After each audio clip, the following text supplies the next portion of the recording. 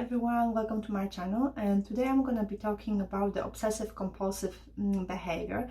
So if you're interested in topics like that, then keep watching. So the actual obsessive behavior is being triggered by some really unpleasant idea or thought process that then triggers really strong anxiety. And actually very often people that they suffer from obsessive compulsive behavior, they feel like almost they have no control over their thoughts, over their behaviors.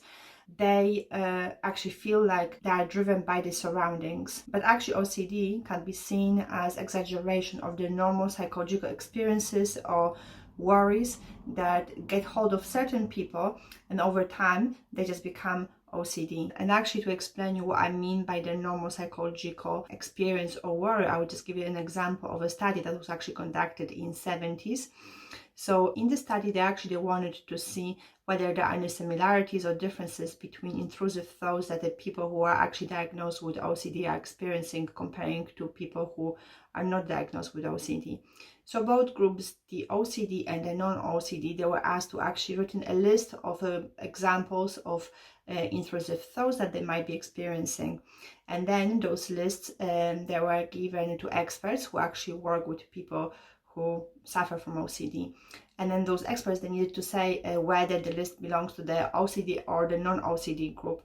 And actually what they realized at the end of this research, that there's no difference between the examples that the OCD and non-OCD group gave. But what was different, perhaps, the list of the thoughts that the OCD group had given, there was the thoughts that they were experiencing very frequently, and they were really obsessive thoughts, where the non-OCD group, the list that they have given, and they gave a list of intrusive thoughts, but they were not obsessional. So they were not the thoughts that they would maybe cause them severe, or perhaps even maybe sometimes might not even give them any distress.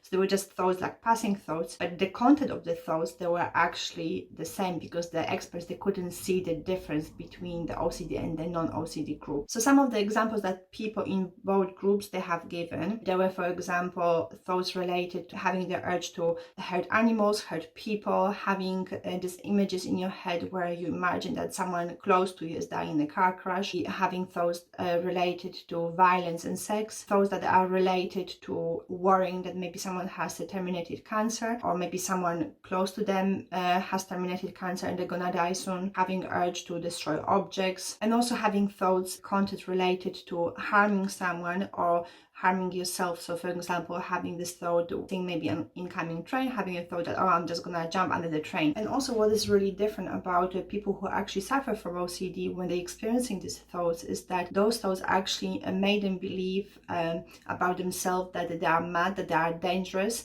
that there's something really unacceptable about them, and that in turn then triggers as well guilt and shame.